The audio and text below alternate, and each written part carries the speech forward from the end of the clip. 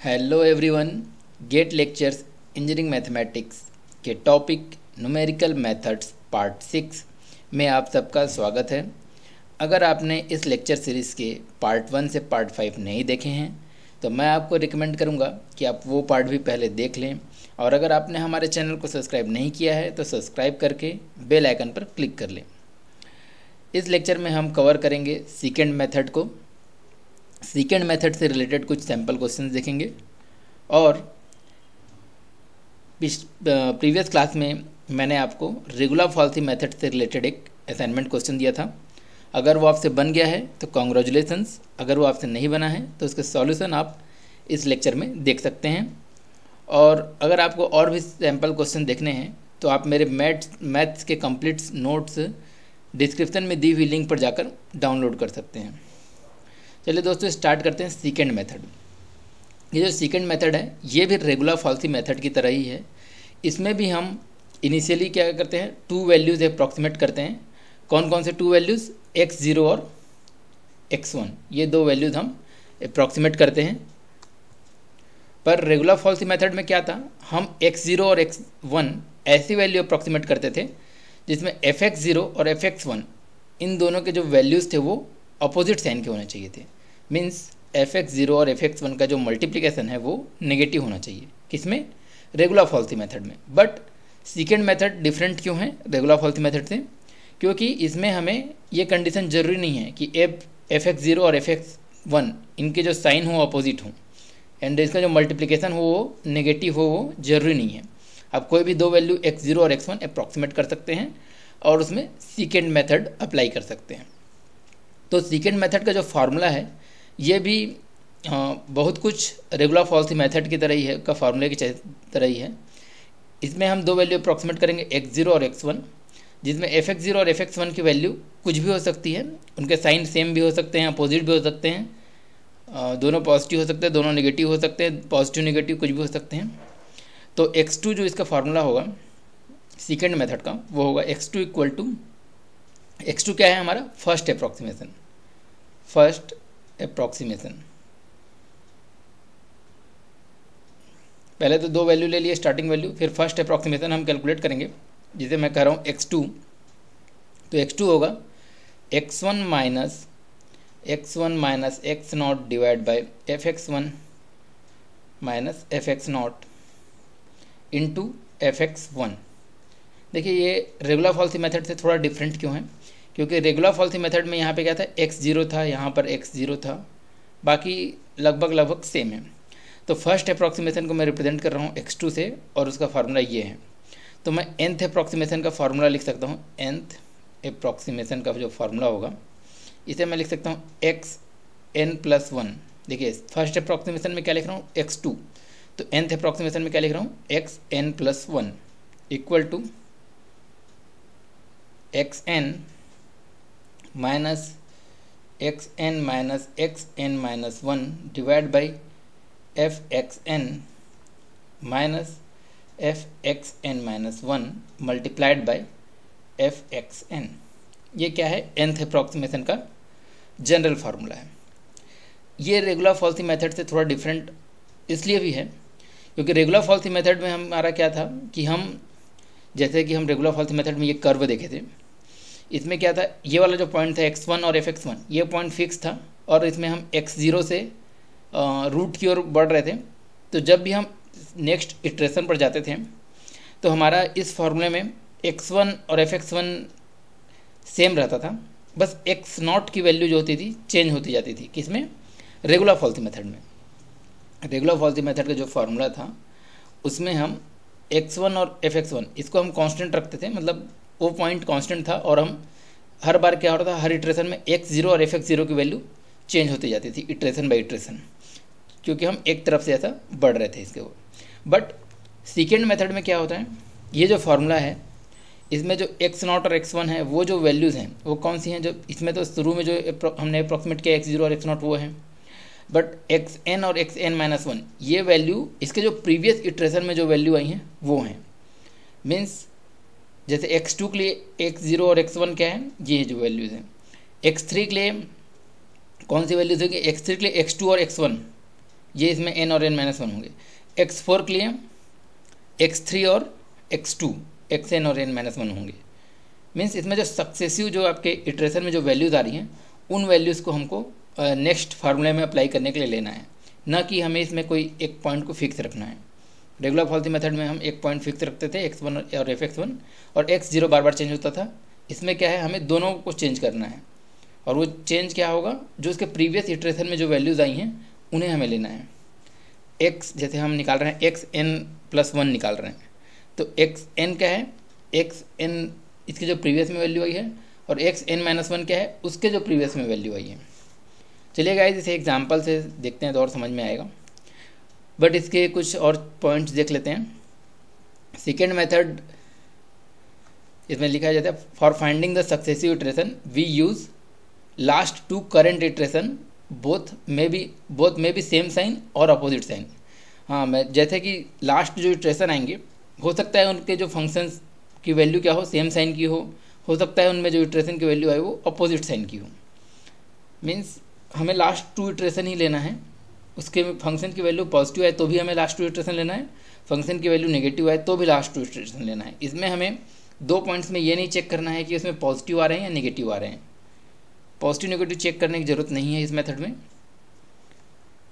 और बट इसका डिसएडवांटेज क्या है, this method has no guarantee to converge होने की कोई गारंटी नहीं है।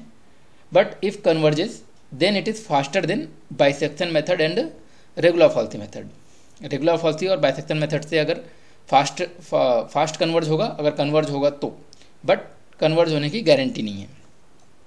Overall rate of convergence is fast and order of convergence is 1.62।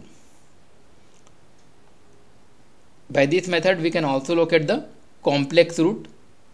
okay, so these are some points। चलिए कुछ इससे रिलेटेड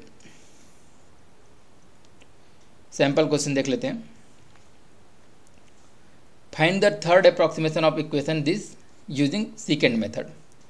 तो ये जो हमें इक्वेशन दिया हुआ है, तो इसे तो हम फर्स्ट क्या लिख लेंगे, fx इक्वल टू 0 के फॉर्म में लिख लेंगे। तो fx इक्वल टू 0 के फॉर्म में लिखने के लिए मैं cos x को लेफ्ट हैंड साइड में ट्रांसफ़र कर रहा हूँ, तो मैं इसे fx इक्वल टू लिख सकता हूँ x e⁻−x minus cos x and it is equal to 0। तो हमारा fx क्या है, x e⁻−x minus cos x। तो इसमें हमें सेकेंड मेथड अप्लाई करना है, तो पहले दो वैल्यू एज्यूम करनी पड़ेगी। लेट सपोज पहला वैल्यू मैं x0 एज्यूम कर रहा हूँ 0 को, और x1 एज्यूम कर रहा हूँ x1 एज्यूम कर रहा हूँ 1।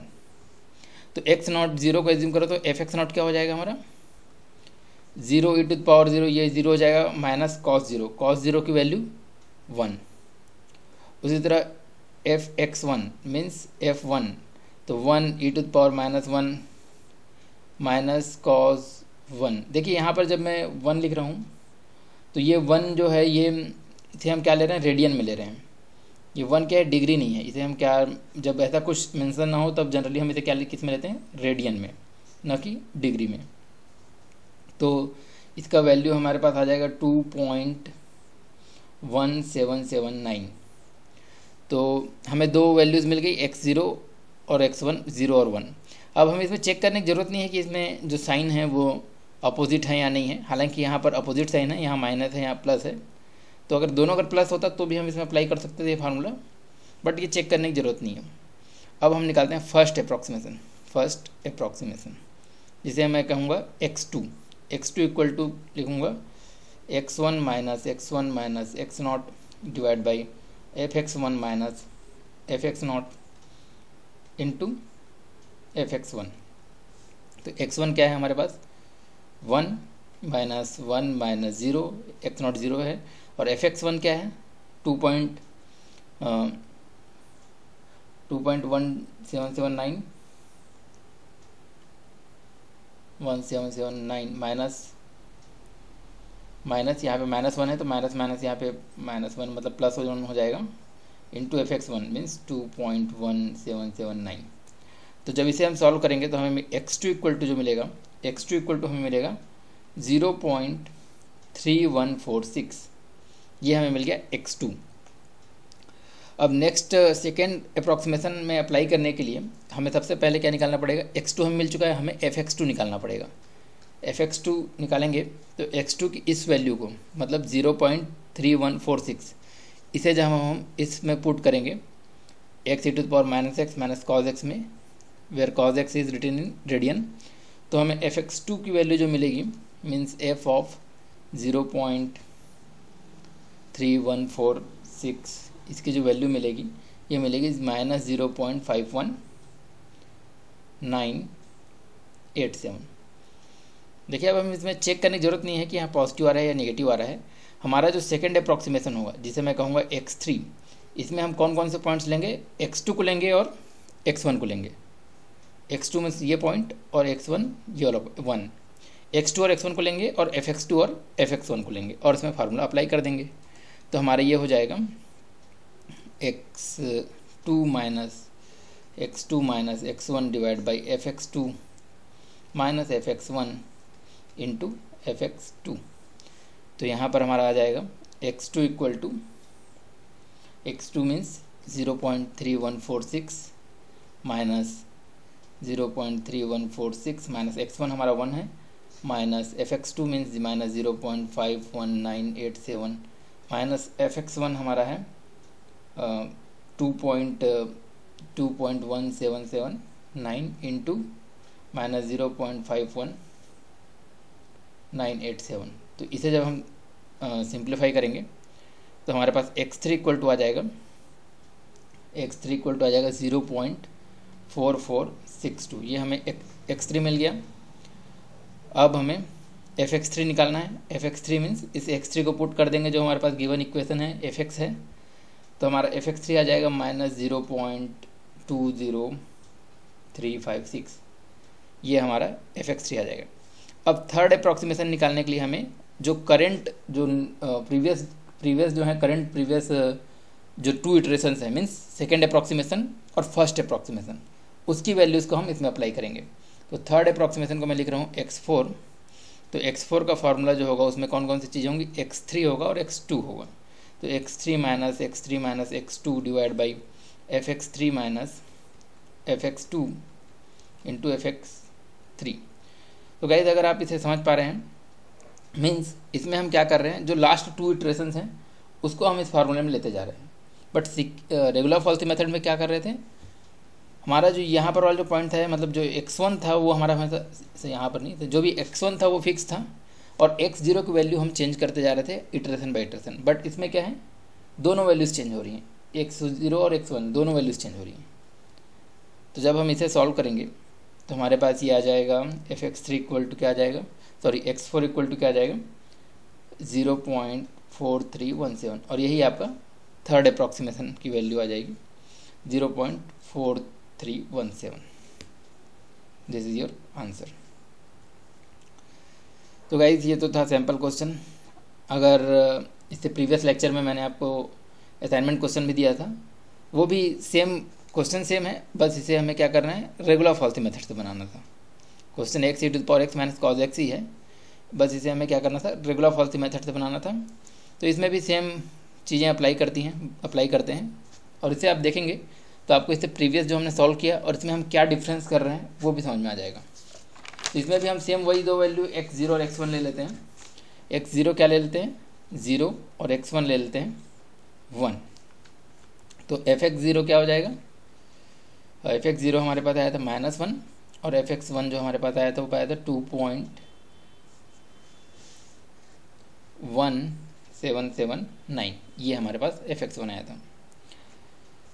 तो इसमें सेकेंड मेथड में फर्स्ट अप्रॉक्सीमेशन मीन्स x2 का जो फार्मूला है वो क्या होता है, x0। यहाँ पे क्या होता है x0, सेकेंड मेथड में क्या था x1 था, यहाँ रेगुलर फॉल्टी में x0, और x1 minus x0 divide by fx1 minus fx0 into fx0। तो इसमें अब जब हम अप्लाई करेंगे तो इसमें वैल्यू पुट कर देते हैं। x0 की वैल्यू क्या है, 0 माइनस 1 माइनस 0 डिवाइड बाई 2.1779 और माइनस, और ये -1 है तो माइनस माइनस यहाँ +1 हो जाएगा इंटू -1। तो इसे सॉल्व करेंगे तो हमें x2 इक्वल टू मिल जाएगा 0.3146। ये हमें x2 मिल गया। इससे अब हम fx2 निकाल लेते हैं। fx2 निकालेंगे तो हमारा fx2 की वैल्यू इसमें आ जाएगी हमारे पास, मीन्स f ऑफ 0.3146, इसमें हम 0.3146 पुट करें तो हमें मिलेगा -0.51987। तो यहाँ पे माइनस है तो ये x1 वाला पॉइंट जैसा कि ये प्लस है तो ये हमेशा फिक्स रहेगा, x1 वाला हमेशा फिक्स रहेगा। हम केवल x0 की जगह इस